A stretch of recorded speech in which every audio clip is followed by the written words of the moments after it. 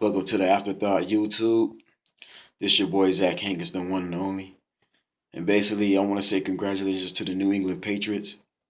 They pulled it off this season. It was rough for them. They started off the first 4 games without Tom Brady, but they pulled through. They showed the entire world that they're still here. And like I told a lot of y'all before, this was a game that the Patriots playing for legacy right now. That man, Tom Brady, was playing for the Hall of Fame right now. Okay, they accused him of cheating with Deflategate.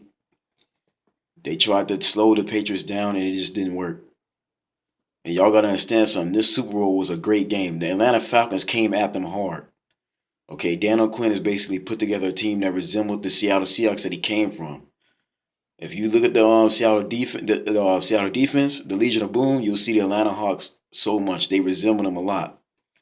The Patriots could have just as easily lost this game had it not been for Bill Belichick's strategy. The fact that he was taking notes the whole first half, trying to make adjustments to slow Atlanta down.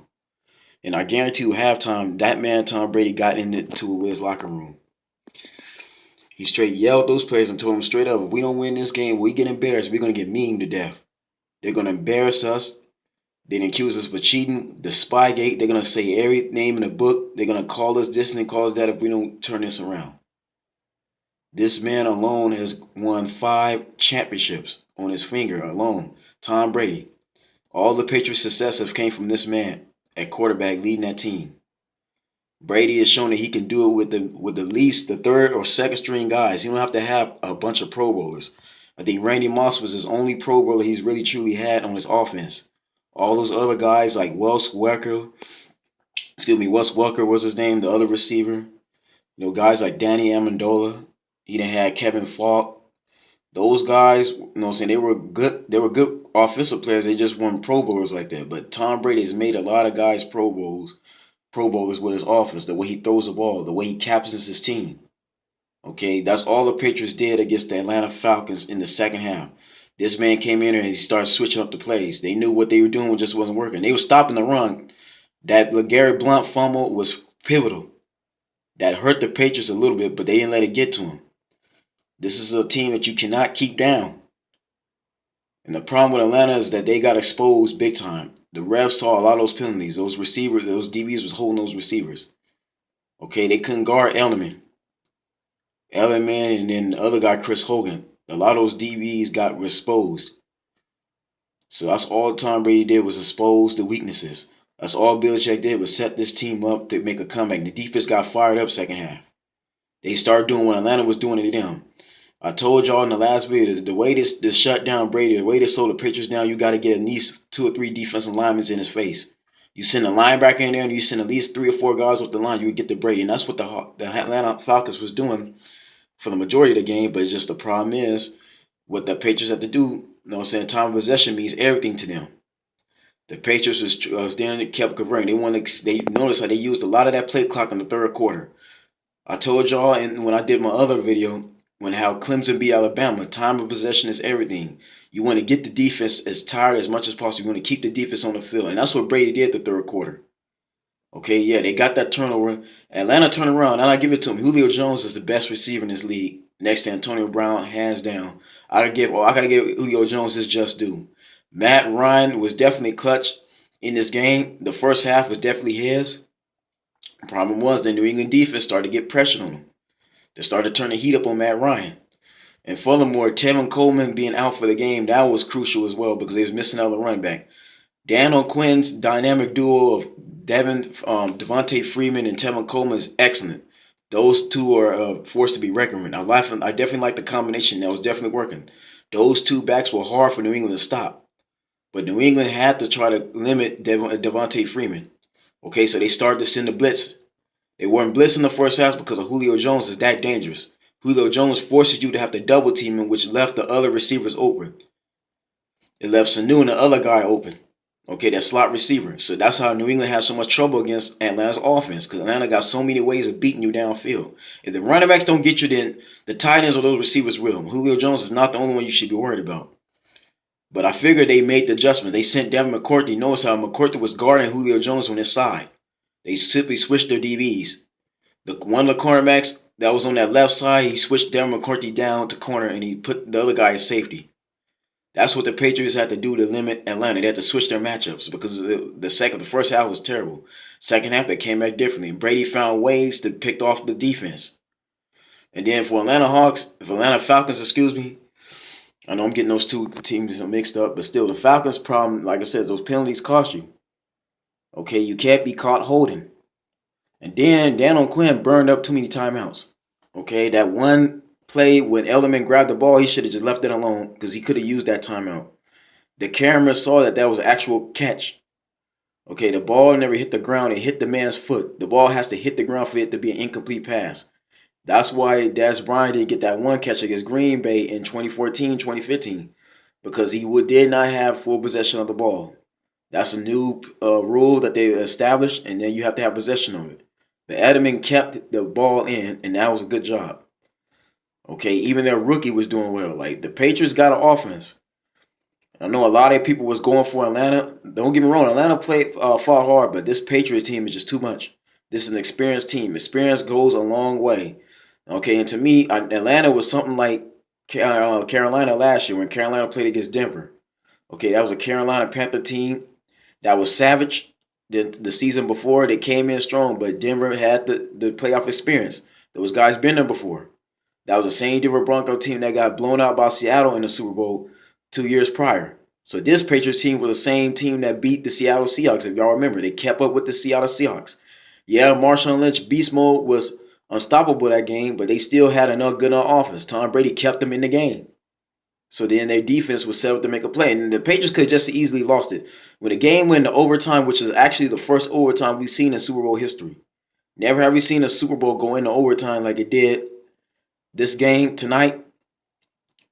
But you know what I'm saying? If Vic Beasley would have picked that ball off with his left hand and one-handed it, who knows what could have happened. The Atlanta Falcons could have just as easily won that game. They were that close. It was a battle up and down. Okay, both quarterbacks was clutch. But the problem with the Falcons, like I said, Matt Ryan tends to choke when he's under pressure. When he gets on him, he can't find ways to win games. And that's all that happened. New England put a lot of pressure on him. They were sending a lot of packages that Matt Ryan couldn't recognize. Okay, they sent a lot of disguises. Y'all need to go back and look at the defense New England ran. Okay, they did the same type of defense they ran against the Pittsburgh Steelers, which held Antonio Brown down for most of that game. Okay, so that's how good Belichick is as a head coach himself. The man knows how to play chess. He's a chess player. He's a critical thinker. So he set his defense up to make the good plays with Rob Ninkovich. They did a very good job getting to Matt Ryan, and that was the key to them winning that game. And see, like I said, the difference between Matt Ryan and Tom Brady has been here 7 times. There have been this franchise alone has been to 10 Super Bowls, but the last 6 or 7 of them was all Tom Brady. So Tom Brady, knows how to handle pressure in big games. He did lose to the Giants twice. And Giants had just as good of defense as this Atlanta Falcons. It's just the Atlanta Falcons defense line ain't that experienced except for Dwight Freeney. For an old man his age of 36, Dwight Freeney played well, okay? He's played against Brady all that time when he was on the AFC with the Colts. So Dwight Freeney was the key to Atlanta Hawks defense getting to him because he knows how Brady is. He knows the tangibles that Brady could do. Problem was it wasn't enough. Bagamox, like I told you, a lot of those guys from Atlanta has never been there before at all. So them on the stage like that, it was tough for them, and especially handling that crowd. But I told y'all, man, Matt Ryan was good. Julio Jones came through, but still, that pressure, that heat got to him. But the fact that Tom Brady kept his composure, he didn't show no emotion at all, or him being pissed off and upset. He kept at it and found a way to win, showed you that he is the GOAT.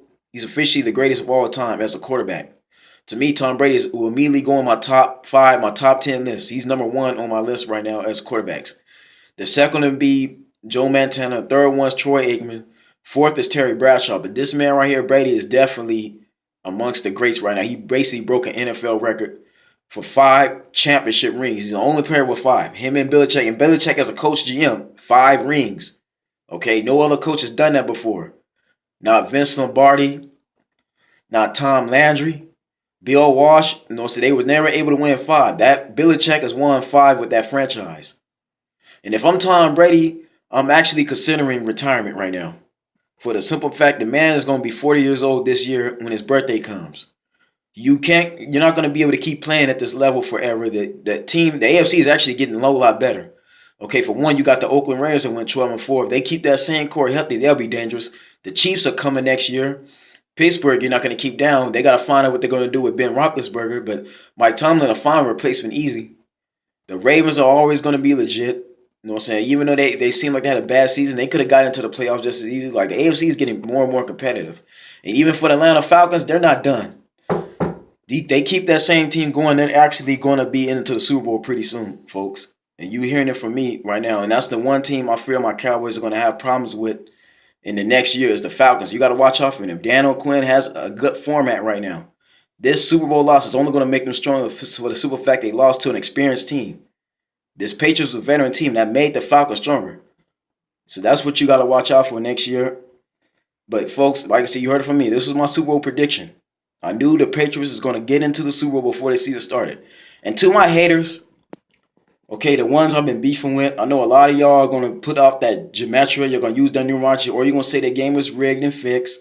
You're going to say they gave it to the New England Patriots for Brady to get his 5 championship rings. But y'all got to understand something, okay? Why did the league want to rig it for New England when New England was caught cheating with Deflategate? Okay?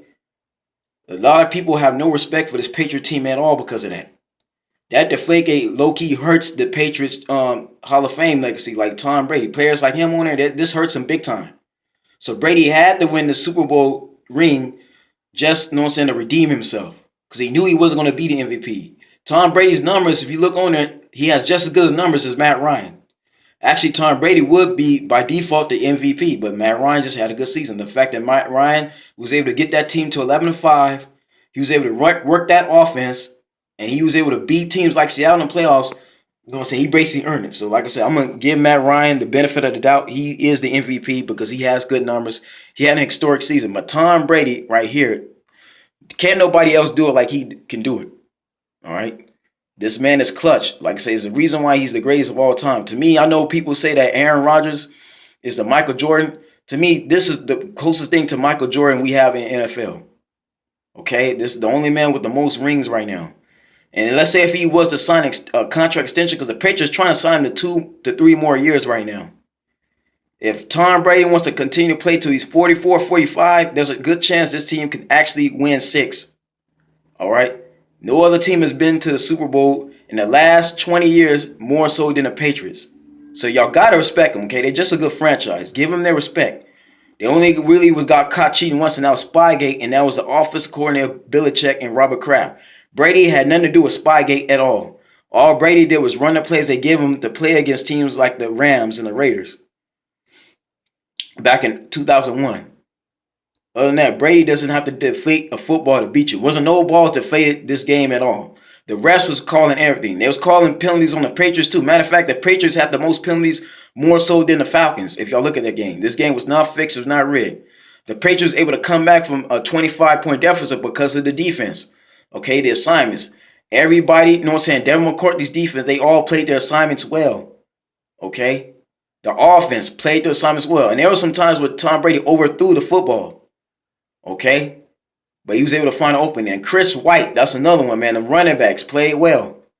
Okay, Brown and Lewis and White, they the backup running back stepped up, okay? I told y'all, man, this team is good at making adjustments. The next man gonna come through for them.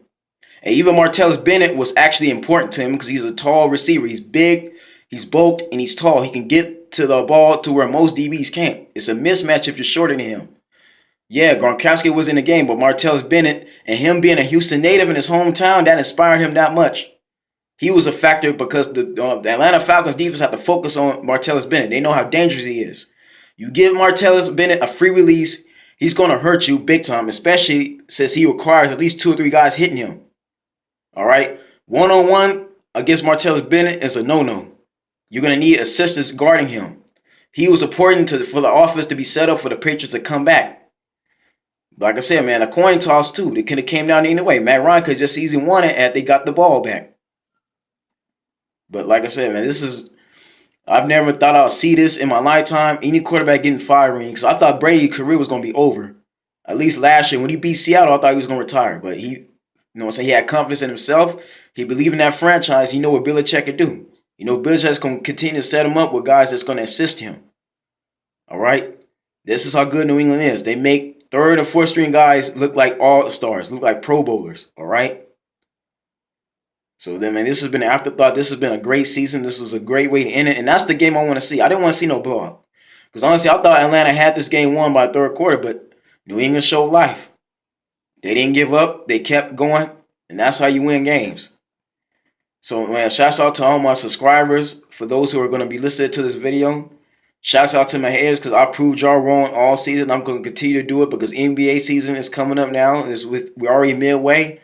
I know it's not the All-Star break yet, but I'm going to be covering a lot of basketball going near the All-Star break. I'm going to be reviewing a lot of teams right now. The top 4, top 5 teams I'm going to be reviewing going into next week for the NBA. I'm going to be focused on that a little bit more.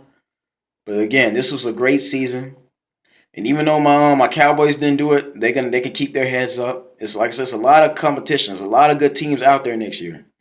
But if I'm Tom Brady, I'm definitely might consider retirement. I don't know if I'm going to sign a contract extension. You want to go out, you know what I'm saying, with a bang. You want to go out retiring. The same way Peyton Manning was able to retire. For Tom Brady, I think he should just announce retirement. He's going to be 40 years old. You got all the money in the world. You're one of the highest paid quarterbacks in the league. You know what I'm saying? You're going to definitely be a first ballot Hall of Famer. He's going to go down in the New England Hall of Fame as a Patriot. He's going to be one of the greatest Patriots of all time. All right, it don't get no better than that. And ain't no telling when they're going to get an opportunity. Now, I know once Brady retires, they have Garoppolo in development, so they'll always have another backup quarterback, but none like Brady. This has been the Afterthought. Y'all stay blessed. Hit that subscribe button if you like these videos. I'll do more. See y'all next time.